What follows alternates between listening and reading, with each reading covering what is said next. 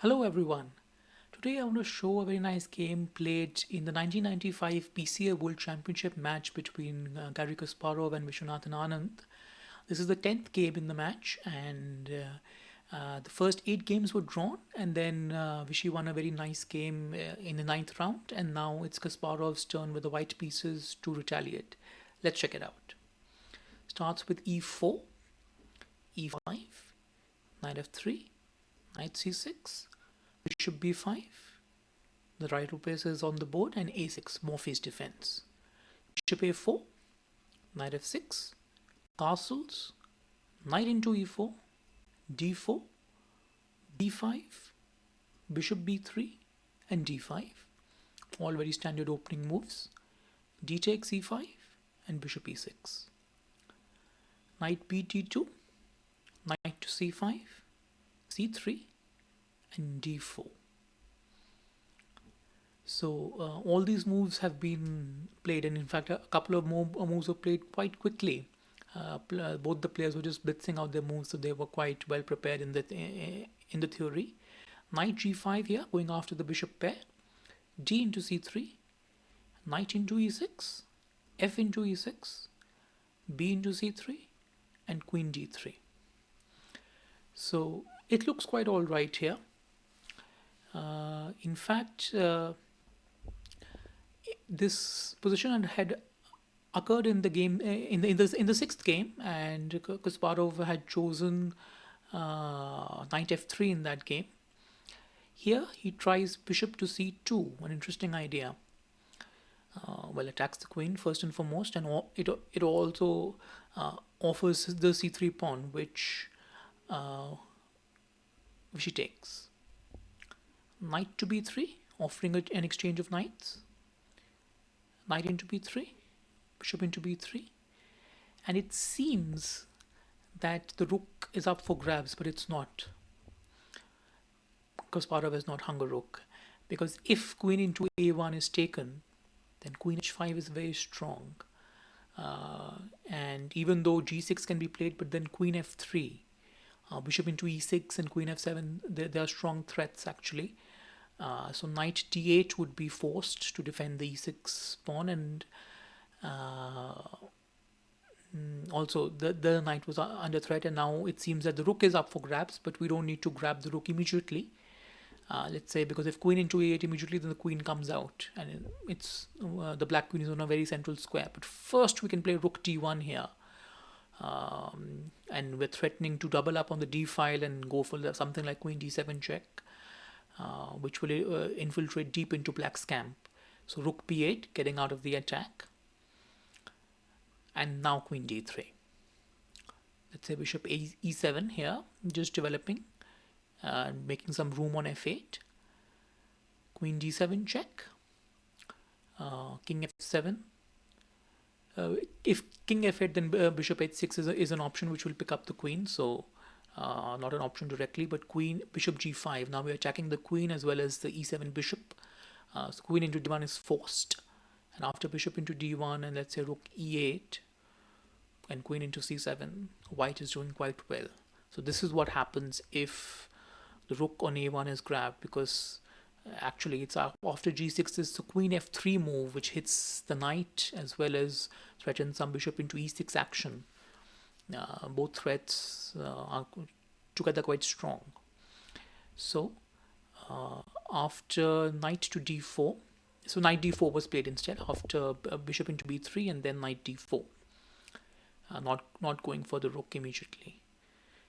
And Kasparov played queen g4, putting some pressure on e6, still keeping putting some pressure on the knight as well, keeping queen h5 as an option. And now Anand grabs the rook. The other option was, let's say, knight into b3 first, queen into e6, bishop e7, but then bishop g5 is very strong, and this would be quite good for white. So queen into a1 was played, and bishop into e6. If knight into e6, then queen e6 and bishop e7 and bishop g5 as we saw before. This is winning for white. But after bishop into e6, rook d8 was played. And here comes another stunning move from Kasparov's fertile preparation, rather I should say fertile imagination, during his preparation. Um, he played bishop h6, and at first glance it seems we've grabbed a rook. Well, why not exchange queens for the other rook and we should be fine. Well, let's say queen into f1, suppose, and king into f1. We can't. All three pieces for white are attacking the black king, which is stuck in the center, and we cannot grab the bishop because queen h5 will lead to checkmate after king e7 and queen f7 checkmate. So that's not possible. And in fact, later Kasparov commented that Anand found the only move which allows black to survive in the game for some time, and that is queen c3. And now it's time for black to give back some of the material which has been given up by white, and we'll see it's a very small advantage white will get, and it'll be shocking that after so much preparation it's only that. So bishop into g7. Now there is no g6 there after queen h5, so queen h5 is a very strong threat. There is no time to grab the bishop. Bishop into g7 and queen h5 is deadly. So after bishop into g7, Anand played queen d3, covering the g6 square, and now Kasparov grabs the rook. And we see at the end of this long variation that white only has one pawn extra. So there was a sacrifice of an entire rook and a very long variation as well for that.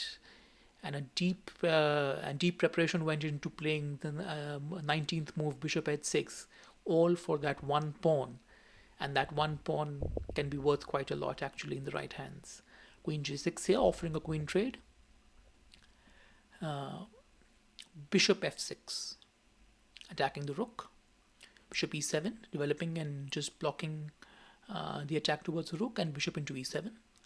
First trading queens, because an immediate king into e7 would lead to queen h4 check, and that could be a little uncomfortable. So first trading queens. We can even show it if king e7, queen h4, and then king e8 and bishop g4. White is doing quite well. Bishop h5 is threatened, which would skewer the queen and the king. Well, so anyway, after queen into g4, bishop into g4, and now king into e7. So we see that there is a 3-1 majority on the queen side for black, but a 4-1 majority on the king side and center for white. Now if white's backward c7 pawn were, let's say, on c5, or it could come to c4, that could be quite reasonable. It would offer quite some chances. So after king into e7, Kasparov played rook c1. It just stops that counterplay, and it ties down black to the defense of the c pawn. c6 was played, defending the c pawn, and f4.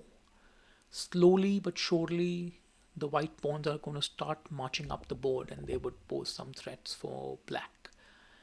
a5, king f2, a4, and king e3, b4, and bishop d1. Taking some nice control over the b3 square, and also attacking the a4 pawn. So a3 is almost forced, just because there's no good way of defending it. And now g4, and we see the pawn march for white. Rook to d5, looking to push c5. Rook to c4, putting some pressure on the knight, and c5, defending as well as advancing the pawn.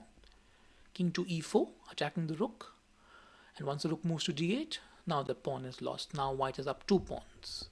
So it goes on for a couple of more moves, but at this time we can say that white has a decisive advantage.